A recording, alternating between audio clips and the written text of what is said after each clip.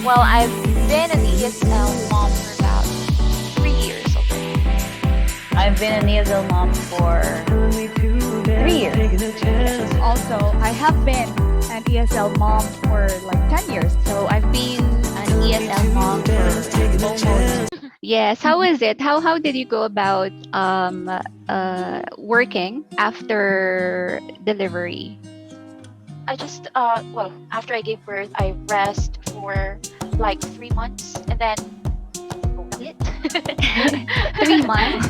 Yes, I just rest for 3 months because I had the normal delivery. And it was, Normal delivery. yeah, it was not difficult for me because I had my in-laws. But when I found out I was pregnant, I was so happy. Pero I also cried to my mom, and my mom said, no, don't be scared. Everything's going to be all right. So iba talaga, pagka galing sa mom yung advice. And so she said, just take care of yourself and your son and your child, and just always pray to God to help you. And nakakatuwa kasi hindi ako pinahirapan ng anak ko. In fact, I was so active. Especially bago ako nanganak, 1 week before, I was actually swimming with my family sa Batangas. Actually, the day before I gave birth, I was at a wedding. So, umatan pa kami ng kasal ng aking pinsan/best friend. So, we had a very busy day. So, nakiusap pa ako nun sa anak ko, anak, please, huwag ka munang lalabas. Tapusin muna natin tong kasal ng ninong at ninang mo. And you know what? He actually listened kasi the following day, ayun na, as in, the next day, nanganak na ako. After delivery, I really had to stop working because it was an emergency CS. And I was working up to the day before I gave birth. They only come in the Philippines every 6 years. Oh my goodness. So that was a very rare opportunity. I had to give up. It was the last day of training, and then my bag of water broke at 3 a.m. on the last day of training. Oh my goodness. Oh my. But it's a blessing in disguise. I took the chance to get my license, international license. Yeah, and it was issued by the international license from the US. And I got it remotely. Yeah, so I had to stop working, and then instead, I made myself professional. Charot. I mean, I studied. Yeah, I studied, and then I got my license. So, yun, that's what I did. Was a second child. Okay, so how was it? Like ESL teacher ka na when you delivered, or? Yeah, I was already teaching that time. Mhm. And I think after 2 weeks of giving birth, I already started to work again. Yeah. CS? Yes po, kasi my second born was really behaved. And the scenario was my husband will go to work from 8 to 5, and then I will start my ESL from 6 p.m. onwards. So andyan na si husband, siya na yung magte-take care of my 2 sons. Who hired a nanny to take good care of their kids? Hindi ata ko. Ay, kulang sa budget. Ay, sino? Ako ng Sino yung nanny nag-idea? before. Okay. Si Peach Juan. Kasi When? since 2010, kasi di ba from the corporate world, I decided to work from home 2010. It was really very hard because wala akong nagustuhan. Bali, nagtagal lang sila maybe 4 months, 5 months. Kasi firstborn mo, gusto mo best. Yung best sana, may mga hygienic problem or gusto ko talaga yung the best. So that's why maybe we had nannies, and then it was really hard for me. So I decided to just, maybe around 2015, I asked my husband to just please be with me. Be with me. Let's be, will you marry me? Nag-offer na ako tayo na lang dito, tayo na lang sa bahay, let's work together. Since meron naman siyang parang skill sa pagbe-business, ganun, tsaka hilig niya din, umpisahan natin, sabi ko sa kanya. Kasi ang hirap talaga ng, yung nanny, yung inaasahan mo, yung ganun, tapos may kasama ka pang iba sa bahay, naman, these days, it's not that easy to trust someone or anyone. So, yun. Okay, so for the others, kasi meron ba kayong 3 years old, may 10 months pa, may 4 years old. So, who's taking good care of your kids? Well, for me, I have my husband, my sister, my in-laws are also very supportive. I mean, whenever I have classes, they take care of the baby. Although, ngayon kasi most of my family members, they are also teaching, and that's why I cannot do or go full time. Kasi in the afternoon they start teaching. So So okay, it's time for me to take care of the baby. So that's it. That's the schedule like. I don't have a nanny. When I gave birth, my mother-in-law didn't want us to get a nanny, so she volunteered to take good care of my son. So she stayed with us. Kasi after din nun, a few months after I gave birth, I started working in the university as an instructor. So my husband and I, both of us were working outside. Well, we worked outside. And yung mother-in-law ko yung nag-alaga sa anak ko when he was still a baby. But now, well, actually, it has been a few years already. Now it's just me and my husband. So I'm just very fortunate because my husband also stays at home and works at home. So we take turns. When I'm teaching, it's my husband who takes good care of my son. In the morning, well, I do chores, and then I have someone. We hired someone to play with our son for 3 hours in the morning. So that's from 9:30 to 12:30. Meron siyang kalaro na parang tita, ganon, for 3 hours. While I'm also here, so sometimes I join in. So the reason why we hired someone who can play with our son is, playmate, is so I can do the chores, and he won't be mommy. Nakaka-guilty kasi you're in the kitchen, you're doing chores, tapos nandiyan na, they're tugging your clothes, and you're thinking, I have to finish the chores now because I have work later. So, and I cannot concentrate with work if I know that the kitchen is dirty, the living room is, messy. I think it's it's not for mom. So yeah, I really hired someone not to clean the house, but to play with my son for 3 hours a day, Monday to Friday.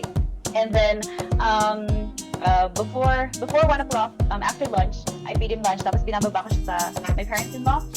They live downstairs from us. So my son is with them the whole time from around 1 p.m. until I finish my shift. So I'm with Jessi full time. And then bawin na lang ako with my son Saturday and Sunday. And my husband also kasi he works from home. He's a university professor, so buti na lang he works from home. So whenever he has break, he also tries to play with our son. So ganun siya. Usually, buti na lang walang Saturday, Sundays ang Jessi. So Yes. it really works for me. So yeah, that's my schedule.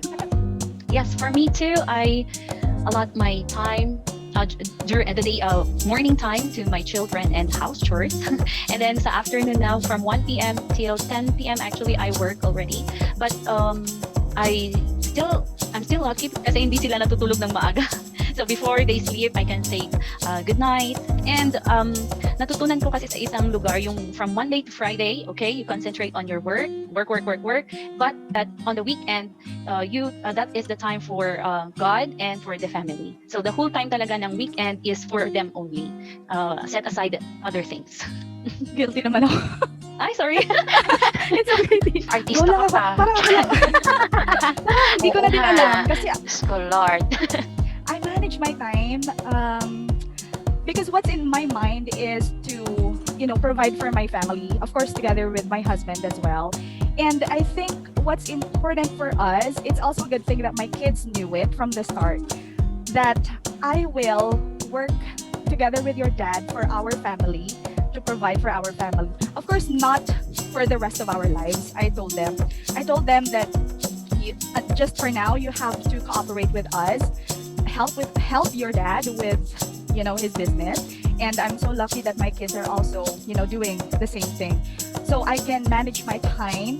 So most of the time my 2 sons, they are with their dad, and that's totally fine with me. I think we spent too much time when they were toddlers, and then they were growing up, so we had that foundation. They respect me and they knew my job from the start. So with my daughter, I spend most of my time with my daughter. She just turned 4 years old. Ang hirap magpigil ng ano. She just turned 4 years old, and then kasi pinaprocess ko sa mind ko kung paano ko ba na-manage yung time. Siguro yun lang yung priorities. You just have to know which one you would do first.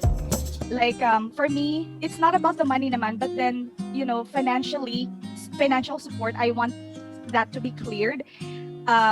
Especially I have 3 kids, and then in the morning I have Langdi.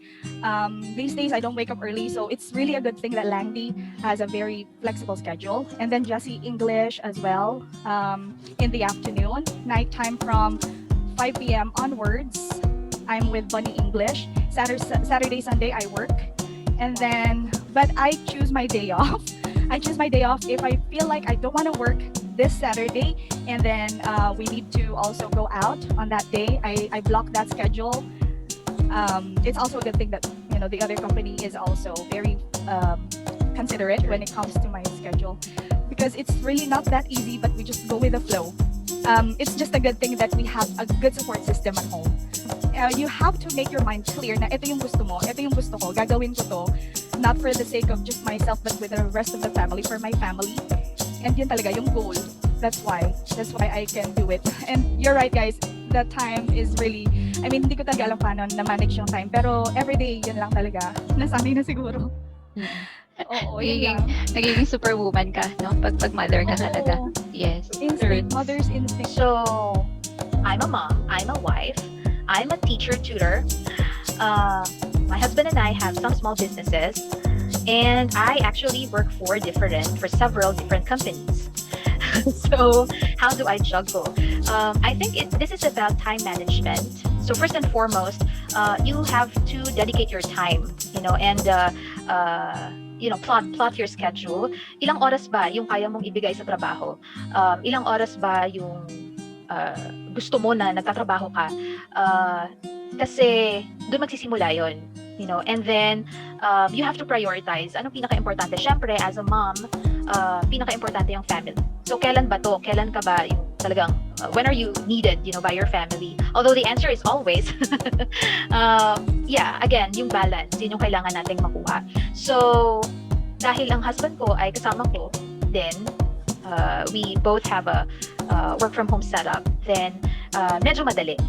Medyo madali sa amin to juggle things. And so it's always family first, followed by our other activities such as, work and business and other activities. Okay, so time management. You cannot come, you can knock, just wait for me here downstairs, and he understands, and he does what I say, and I'm just so happy. And because of the pandemic, they can't go to school, so I help him with his modules in the morning, and also with his online class. And I'm just happy that I still continue to be a hands-on mom to him, and that's one of the perks of working from home. And I'm also happy that Jessi has a good schedule. I'm with Jessi full time, but I get to work from 1 p.m. to early 8, and at least I can still put him to sleep, because he can't sleep without me. I'm happy that I had the opportunity to work at home and to still be a hands-on mom to my child. So, blessed. Last year, di ba, nag-shift tayo to online and homeschooling. How were you able to manage the adjustment? Actually, what I did was that, for example, we have, let's say, 15 modules. Okay, so I divided like for 7 days, and then, for example, 2 modules per day. Para hindi lang siya ma-shock na, this is difficult, of course. So I just help him like, okay, you answer what you know, and then if you don't know how to answer that, this time you ask me. So ganun po yung nangyayari. And we were able to manage it because we were given enough time naman to finish the modules. In the morning, if let's say, for example, I wake up at 9 or 10, we have breakfast, and then if we have that time, then let's say, for example, the baby's sleeping, then we start to do the school activities, the modules. And we were able to to finish everything. Actually, at first, it was really overwhelming. Nakaka-upset talaga kasi everything was new. But it takes time to absorb everything. And we are actually lucky because we are teachers teaching our children. Really, I still, pati sa studies ng anak ko, from Monday to Thursday lang siya actually. Kasi on Friday, we have to go to church in the morning. We actually go to church Friday and Sunday kasi. So Thursday dapat tapos niya na yon kasi isasabit niya ng Friday. So 8 subjects lang naman yung subjects ng anak ko. So at least parang si teacher, two modules in a day. I give my son a motivation to finish his task every day, every week. Kasi weekly yung pagpapas ng module. So, his main motivation is the weekend. Dapat matapos niya yon para we can go to my brother's house, our family's house, our friend's house. Kasi kung hindi niya matatapos yung module, he cannot spend his weekend with other things. Ang module lang talaga. Ganun. Yes. Another problem is actually my 3-year-old son. Pag nagdi-discuss na kami ng anak ko ng module, andyan siya nakikikulit na, Mama, what's this? Mama, what's this? Kunwari nagpapaturo rin. Yes. So, yun din, parang syempre kailangan mo rin siyang bigyan mo ng pencil, bahayaan mong magkalat para hindi kayo i-disturb. As they say, just time management probably is the key para maging successful yung lahat ng task natin as moms. For my first son, it's just that I feel lucky as well that he is really very responsible for his own module. Yeah. So, thanks, Teach Miles. When he needs my help, I just see to it that I'm there for him to guide him. Especially, there are some module lessons that are really very hard, and then I also teach him to maximize or utilize the use of the internet, because I told him that will be your job soon. I will not let you just work outside. Syempre kung ano yung kabisado mo na, yan na din yung gusto mo sa mga anak mo, lalo you experience this convenience working from home, and there's really a lot of opportunities. So yes, I told him to utilize the tools and also from the internet, the uses of the internet. And then my second son, I guide him through because he is not as competitive as his brother. So I guide him through, of course, different personalities din. So ayun. What is the hardest part? Ano yung pinakamahirap being a mom and being an ESL teacher? The hardest part, maybe I felt that in the first 3 months ni baby, bunso ko, because I had postpartum depression, but it was slight lang naman. But then kasi the gap was mahaba. Oo, 9 years old yung Yeah, 9 years old. pangalan. Ayan na, nabuntis ako. But my baby was a blessing because I had PCOS, and it was difficult for me to have a baby. So I would work out ako, I did everything to be healthy para mabuntis. And then the first 3 months parang it was too difficult for me. Yung puyat, the pain when you breastfeed. And then I came to the point like that I was looking at my son and I was just crying. Umiyak lang talaga ako naman. Ang hirap nito. Just, and then sabi ko sa sarili ko, I think I need to have another, I think I need to have something, ibang gawin, para hindi ako ma-depress na parang nag-aalaga lang ako. So I decided to work. And then although if you're gonna think about it, like, mas mahirap because you're working and then you have a baby. But then no, for me it wasn't, because I love teaching. Okay, I just bumalik lang ako sa talagang gusto kong gawin. So during the time I was working and then I take care of the baby, kahit nag-breast them, but I was happy.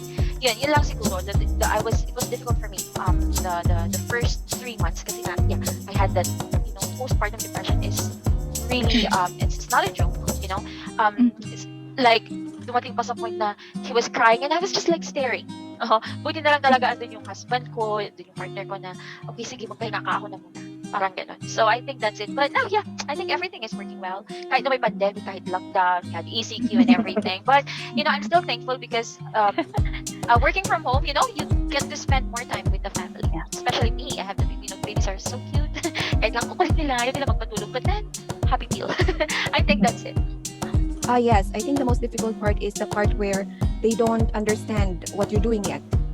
Like, even if you explain to them that I go to work, what's work or whatever, like they don't accept any reasons of what they want is you to be with them. That's what they know.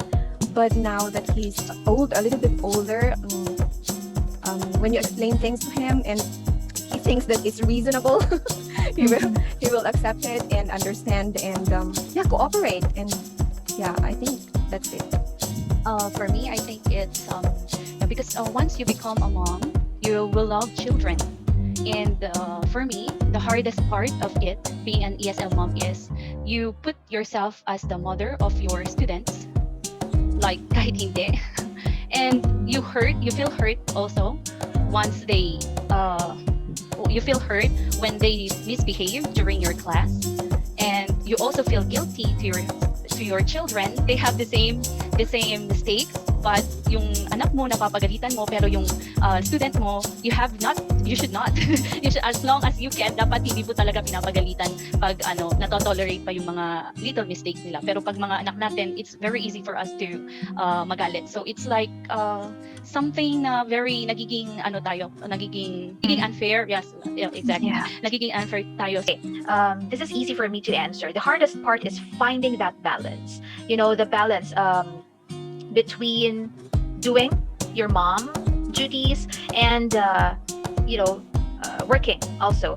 And it is very, very hard kasi, especially in my case, I really have a tendency to overwork. Ewan ko, part na talaga ng buhay ko yun. And sometimes, I work longer than, the normal working hours, more than 8 hours a day. Kasi, yeah, it's so hard for me, to say no when it comes to work. But I have, in the past few years, I've learned how to say no, or limit the time that I spend in working. Kasi mas importante talaga, pinaka-importante talaga yung family. But it's a balance that sometimes we working moms find really, really hard to achieve. Kaya yun talaga sa akin, yung pinaka-mahirap na part. It's the hardest part of being a working mom, finding the balance.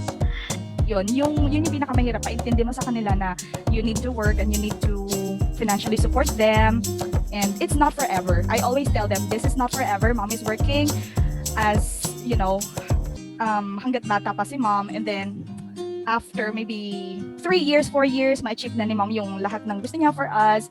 Since that is possible when you're working from home and you know how to maximize your income, that is possible. 3 years, 4 years, you'll be financially free.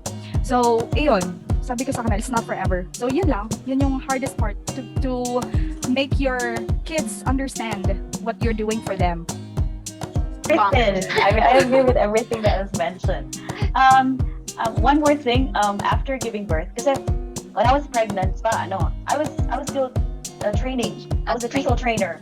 Yes, I was training other teachers, and then I don't know, when I gave birth, I feel like parang bumaba yung IQ ko. Pati yung English proficiency level ko, yeah, really. Have you experienced that? Pati English proficiency level ko, parang, where is it? It's gone. I tried to, you try to profess something. You have the idea, you know what you want to say, but you don't know how to say it. It's at the tip of your tongue, but you can't say it. Doon talaga ako nag-struggle ng so much. Kaya I couldn't, when I gave birth, I had to give up my job and those rare opportunities, which I think also somehow contributed to postpartum depression also. I think it's more of just frustration. Like, there's a lot you want to do, now you're limited, but you're also enjoying the moment, or the season that you are in, so I think that's also one thing. And yeah, the guilt also, that teaching, I agree with teacher Garmel na parang teaching is parang therapy, diba? You want to spend time with your kids, but at the same time, when you're teaching, you're hyped, you reconnect with yourself. Parang ito ako, aside from being your mom or a wife, or just at home, this is me. This is my me time, actually. Work time is my me time. I get to reconnect with myself. Diba? Therapy siya. But at the same time, there's this guilt na kapag may milestone yung student mo, you also want to, I must be missing some milestones of my son right now. Spending time with his grandma and grandpa. So, yun. I think pareho lang talaga. To show na all of us are good moms, because the moment that we worried if we are doing the best for our kids, and we are worrying about if it's all worth it, are we good moms, it's proving na talagang good moms din talaga, kasi nagwo-worry tayo if we are giving the best for our kids. Yes. Yeah, actually, We're same all- challenge. Yeah, same challenge yung as a mom. Am I a good mom? Tapos as a teacher, am I a good teacher? Ganun na naman.